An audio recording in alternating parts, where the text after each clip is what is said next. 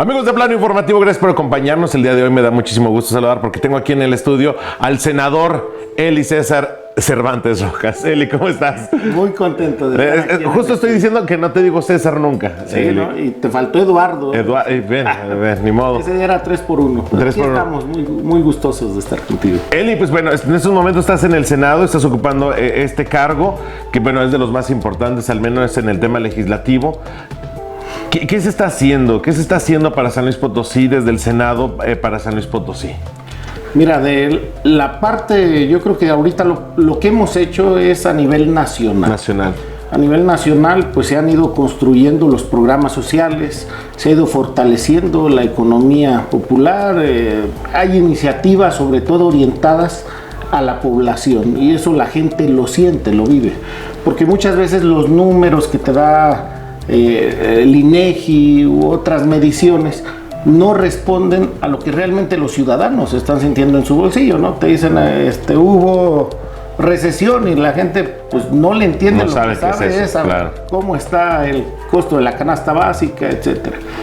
La última ley que a mí me tocó como secretario de la Comisión de Zonas Metropolitanas y que ahorita está en discusión en San Luis Potosí porque se tienen que adaptar las leyes de aquí, es la ley de movilidad y seguridad vial. Que es algo que ha impactado bastante en el Estado y más por las modificaciones que se le tienen que hacer de ley. Totalmente, o sea, los mismos transportistas en muchos casos tenían un problema porque cada regulación era diferente, entonces llegaban a un estado, a un municipio y le salían con que había otras condiciones. Entonces lo que nosotros tratamos de hacer es homologar sin sobreregular. O sea, siendo muy cuidadosos de que los ayuntamientos y los estados de ahí puedan volar. O sea, nosotros estamos poniendo un piso, una base para que todos puedan meterla. Claro, que luego pasaba eso, ¿no? De que se la volaban tanto que ni siquiera podían cumplirse, algunas más en algunos municipios que ni siquiera recurso tienen para poder hacer cierto tipo de acciones o actividades o incluso obra. Sí, y lamentablemente encontramos esa deficiencia que a veces hay municipios o estados que iban mucho más avanzados en este tema de movilidad y seguridad vial porque no había una regulación a nivel federal. Claro. En eso pudimos empatar. Es una de las leyes que salieron por unanimidad. Entonces, sí nos dio mucho gusto. Tenía ya un atraso considerable, pero logró salir adelante. Claro. ¿Y qué está pasando? Justo ahorita que me dice esta parte de que esta salió por unanimidad. Hay el bloque precisamente de oposición que lo compone el PAN, el PRD y bueno, también el PRI, pero en ocasiones Movimiento Ciudadano se les une. ¿Qué está pasando ahí, Eli? ¿Sí hay digamos, hay consensos? ¿Hay la manera de llegar a algún tipo de consenso por el bien de la ciudadanía más que por el bien de un partido? Fíjate que yo sí veo que en el Senado de la República hay un debate de mayor altura. Si bien es cierto, a veces unos u otros, hay compañeros de Morena que a veces nos gana el ímpetu, venimos del pueblo y a veces actuamos como si fuéramos una oposición todavía, claro, ¿no? Pero ahorita que estamos siendo gobierno y que estamos apoyando al gobierno federal, se han logrado sacar acuerdos muy valiosos. Y yo sí veo que la dirigencia de estos partidos pues están llamando a que no van a votar nada, que ya no van a estar participando, pero nosotros se ha logrado, al menos en el Senado, que el trabajo va a seguir igual. O sea, debemos diferenciar la capacidad que se ha tenido por parte del coordinador de la Junta, de la JUCOPO, Junta de Coordinación Política, porque te pongo un ejemplo. El tema donde se le iba a quitar el fuero a los legisladores. En el Senado pasó. O sea, se logró llegar al acuerdo, panistas, priistas, todos. Se sacó adelante. Pero cuando llega a la Cámara de Diputados Federal, ahí es donde va para atrás. Claro, bueno, entonces, 500 cabezas, digo, tampoco ha de ser fácil el poder tomar una decisión, ¿no? Sí, no, es complicado, pero yo creo que tiene que ver también mucho la disponibilidad, el diálogo que se tiene y el no avasallar, el claro, no cometer los mismos errores. Yo recuerdo cuando éramos oposición, como ciudadanos o como organizaciones, yo me aglutinaba en la gente, pues se burlaban de la gente, o sea, ellos iban y votaban, no escuchaban, no permitían que tú hicieras una aportación. Y ahora que nosotros tenemos una mayoría, que si bien es una mayoría simple, no la tenemos calificada, no podemos actuar de la misma manera. Entonces sí tratamos de cuidar mucho eso, de escuchar las opiniones, y si son de beneficio para la población, adelante, bienvenidos. Claro. Y en lo personal, tu opinión, por ejemplo, vienen dos temas que a los que se han mostrado más reacios por parte de la oposición, que es el de la reforma político-electoral y el también de la Guardia Nacional. ¿Cuáles son, digamos, de él y César Cervantes, cuál es la manera en que se está pensando el voto en estos Nosotros puntos? Sin duda alguna, como lo hicimos desde el 2018, cuando estábamos buscando ocupar este cargo y que salíamos a hacer campaña, siempre dijimos que íbamos a acompañar el proyecto alternativo de nación. Entonces nosotros vamos a apoyar al presidente.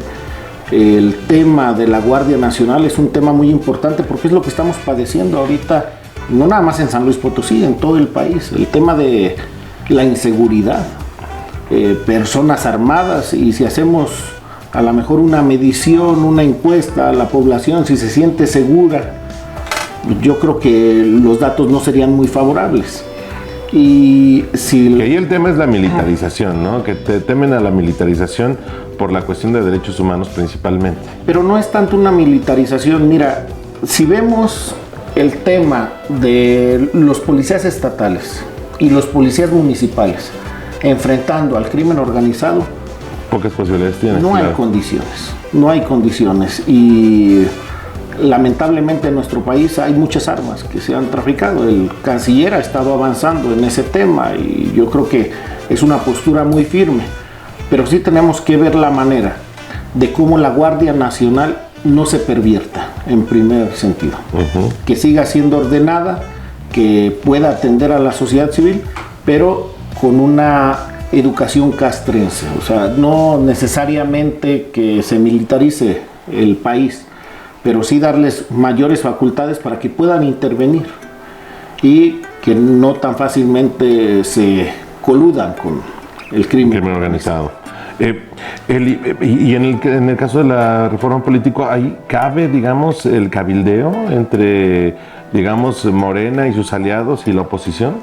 Va a estar muy complejo, sin duda alguna, porque tú recordarás anteriormente... Bueno, que en el Senado no hay tanto problema, digo, el problema verdadero viene en la Cámara de Diputados, como bien lo dijiste ahorita. Sí tenemos problema. Mira, en el Senado de los 128 somos 60 de Morena.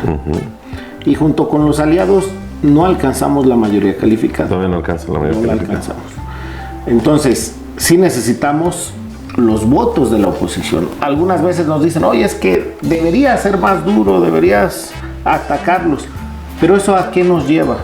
Nada más a que se tense más la situación, nada más en cono, que no haya diálogo y que no avancen las cuestiones. Y en la Cámara de Diputados anteriormente se tenía la mayoría calificada junto con los aliados. Ahorita no se tiene con los aliados. Y lo vimos con la reforma eléctrica, que tumbaron literalmente y se burlaban de la población que estaba allá afuera. Qué contradictorio, ¿no? Cuando ellos hicieron la reforma energética de Peña Nieto, la población estaba afuera exigiendo que no. Bueno, aquí en San Luis Potosí nos desalojaron porque habíamos tomado el Congreso para que no sesionaran, y llegaron en la madrugada los policías y nos desalojaron. ¿Y qué es lo que nosotros tenemos que ver? Que va a ser una reforma muy compleja porque es quitarle los privilegios que tienen los partidos. Pero de verdad tienen, bueno, los partidos políticos. Digamos que este es un tema muy discutido, ¿no? Porque ¿crees que ya estemos en la capacidad de quitarles todo lo que se le da por parte de las instituciones a los partidos políticos? Considero que es excesivo el presupuesto que se le da a los partidos políticos. Y nosotros lo hacemos ahorita y siempre lo hemos hecho porque Morena surgió como un partido que no tenía recursos. Y éramos los ciudadanos de a pie los que nosotros estábamos y creíamos por ideales en ese proyecto. Claro.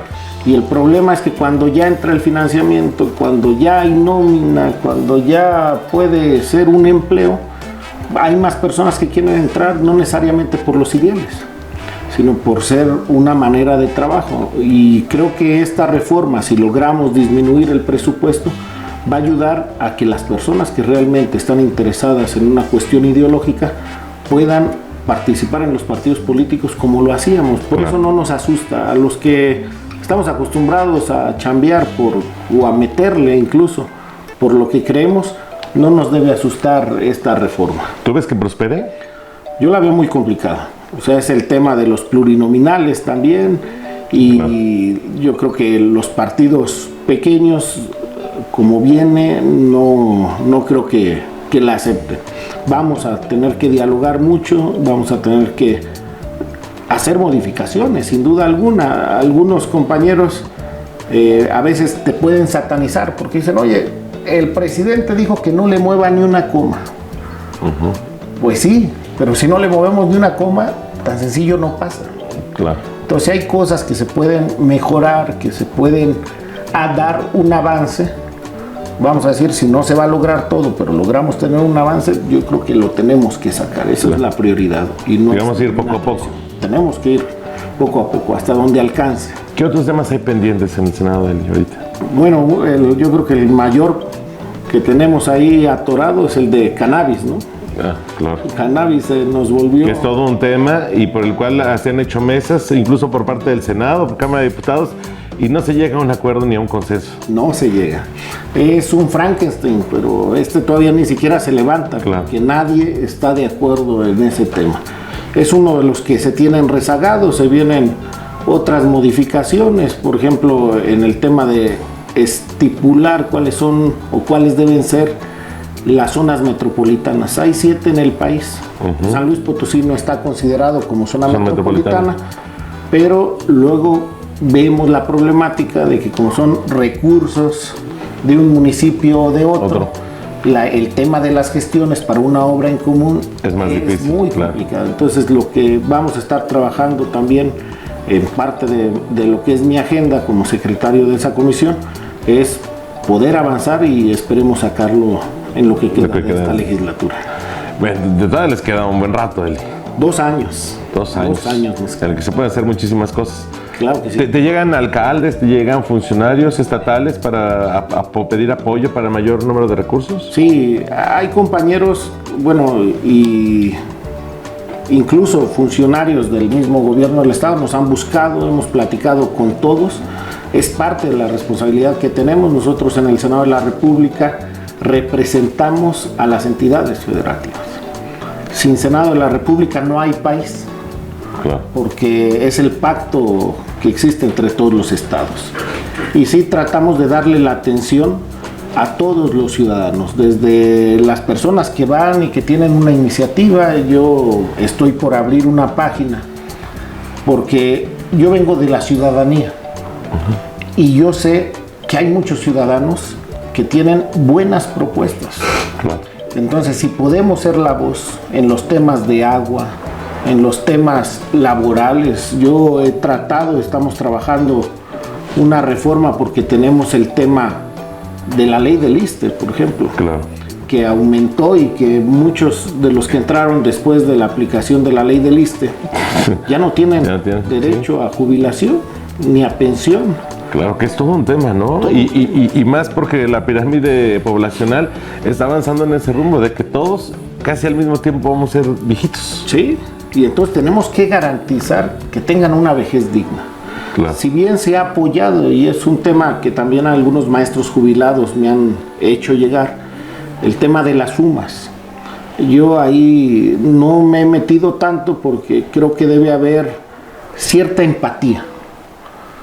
Los compañeros, si bien es cierto, si siguieran con lo de las sumas, si siguieran con los salarios mínimos, con este incremento del salario mínimo, claro, pues estarían ganando súper bien, ¿no? Pero están en el tema de las sumas y siguen teniendo un aumento. Y además, una gran mayoría ya tiene su pensión del adulto mayor, claro. ¿verdad? Porque anteriormente, si tenías una pensión, no podías tener ese beneficio. Ahora es parejo. Entonces yo creo que se compensa, y lo que tenemos que ver es cómo a los docentes, a los maestros que están en activo, se les puede dar un mejor salario, que son temas de presupuesto. Eso le toca a los diputados federales, pero tenemos que ayudar a empujar. Eli, te tengo que preguntar aún así, por las cosas que están pasando en el país, una que tiene que ver con la inseguridad, la otra, el problema inflacionario que tenemos, que ahorita que hablabas precisamente del tema salarial, pues aún así no nos está alcanzando y nos está sobrepasando pese a las acciones que ya emprendió el gobierno federal y de, digamos, que tratar de controlar una canasta básica, que pese a eso, pues bueno, aún así seguimos una tendencia todavía a la alza y que según los expertos todavía va a ir más a la alza para finales de este año. ¿Qué se puede hacer ahí? ¿Se puede hacer algo? ¿El gobierno, digamos, va a poder controlar estas problemáticas que estamos viviendo? Digo, hay una preocupación de que sabemos que el gobierno aquí se ha quejado mucho de que los municipios no colaboran. El gobierno federal se quejan de que los gobernadores no colaboran. ¿Qué está pasando en este tema que tiene que ver con la inseguridad principalmente? Mira, el tema de la inseguridad yo creo que es un tema que viene muy de raíz y que hay un plan muy detallado del gobierno federal que lógicamente va a largo plazo. O sea, eso sí lo tenemos que entender como ciudadanos.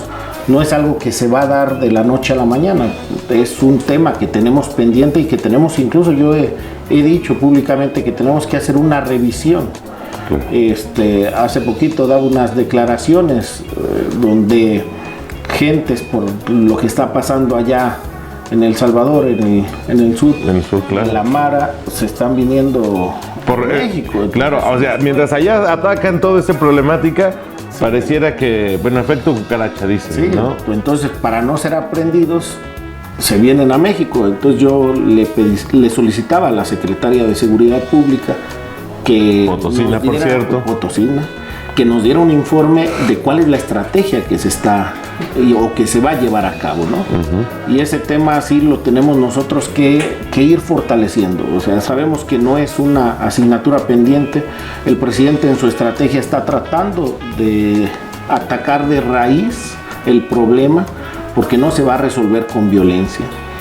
Pero es una estrategia que sin duda alguna va a llevar mucho tiempo y eso la gente se tiende a desesperar. Lo que estamos haciendo es que los jóvenes, los niños puedan tener oportunidades que muchos de los que hoy están en el crimen organizado no tuvieron. Y sobre el tema económico, pues está por ejemplo el programa de Sembrando Vida, porque no tenemos capacidad nosotros alimenticia, entonces tenemos que importar y eso... Como tú dijiste, quedan 2 años, ¿se va a poder controlar esos temas? Yo creo que se está avanzando y estoy seguro que la población se puede enojar, se puede desesperar en algunos casos, pero están viendo que se está trabajando. Tenemos un presidente por primera vez que antes de que la mayoría de los mexicanos esté levantado, él ya está revisando el tema de seguridad. Claro. A las 5 de la mañana. A las 6 de la mañana tiene su mañanera, reunión con los de seguridad para ver todo el tema a nivel nacional. A las 7 tiene su mañanera y le informa a la población y escucha a todas las voces. Que esa parte sí es inédita, ¿no? Sí. Él desde Palacio Nacional ha logrado, digamos, también llenar todo ese tema de información y también cooptar hasta cierto punto algunas cosas, que no se puede todo. Sí. Que algunas cosas como este tema de seguridad pues nos ha rebasado, ¿no? A todos. Porque yo creo que ahí sí debemos ser copartícipes todos de mejorar el tema de la seguridad. Totalmente. O sea, el presidente y algunos opositores se burlan porque dice que hablen con las abuelitas, pero la verdad es que en México la familia es una institución muy fuerte. Y si la familia está al pendiente, pero antes ¿cómo iba a estar? Si el outsourcing, que es otro tema que también tenemos ahí atorado, el outsourcing, hay personas que el día que trabajas es el día que te pagan. Y si no trabajas no te pago. Y entras a las 9 de la mañana y sales a las 9 de la noche. ¿Cómo va a atender a sus hijos? Claro. Entonces todos esos temas se ha tratado de ir avanzando y yo sí veo, si nos vamos a las zonas más marginadas, que es el compromiso que teníamos. Desde el 2012, Andrés Manuel decía, por el bien de todos, primero los pobres. Lo primero que se está atendiendo es la población que tenía muchas dificultades. Si nos vamos a las zonas rurales, a la Huasteca Potosina, la gente está muy contenta con el presidente porque nunca en la vida les había llegado ese recurso. Claro. Y había zonas muy olvidadas. Y es la muestra que sí hay dinero en el país. Claro. Se está construyendo, o sea, acaba de la refinería Dos Bocas, el aeropuerto, y hecho por mexicanos. Ese aeropuerto es un aeropuerto de veras, los que hemos estado ahí, impresionante. Claro. Y que a futuro va a dar grandes frutos. Como ejemplo también, ahí están los segundos pisos, que tanto se burlaban. Son los más funcionales.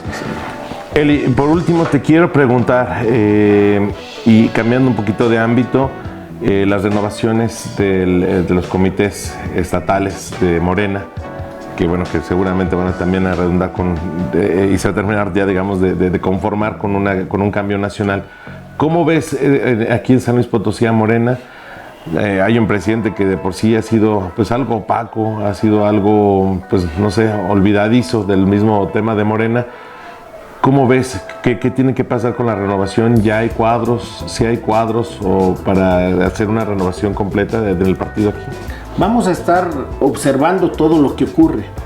Fíjate que hay mucha incertidumbre en la misma militancia, en los simpatizantes, porque es una convocatoria abierta.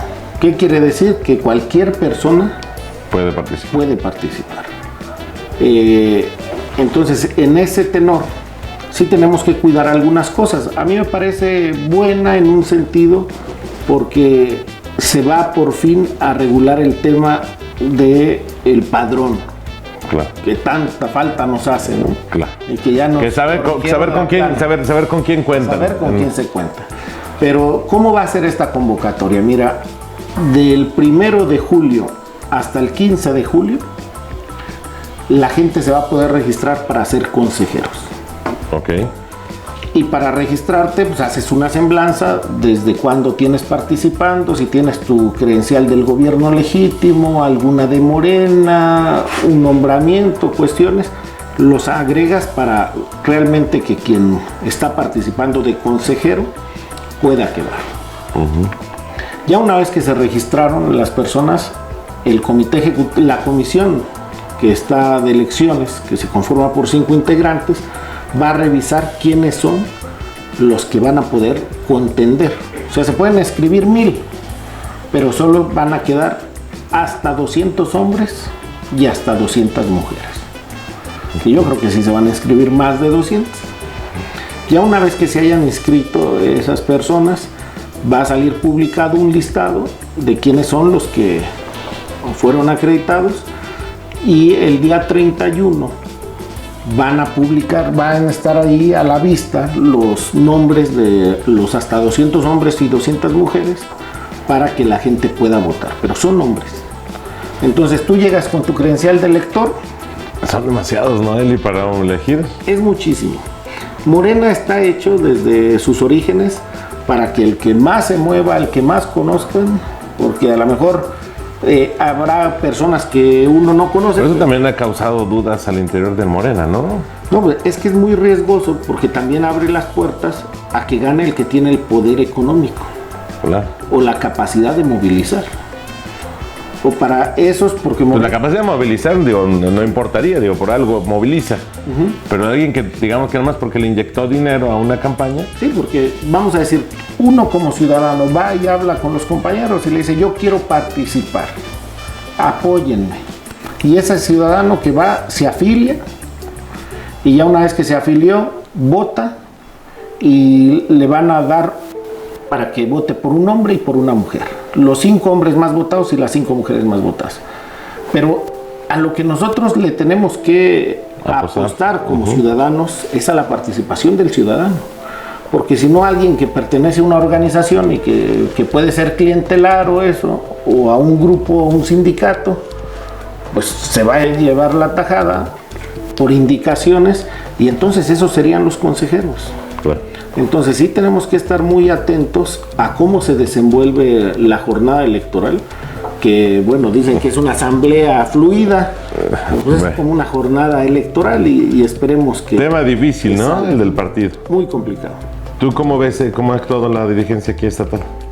Pues yo veo tristemente que la dirigencia siempre han generado estructuras paralelas.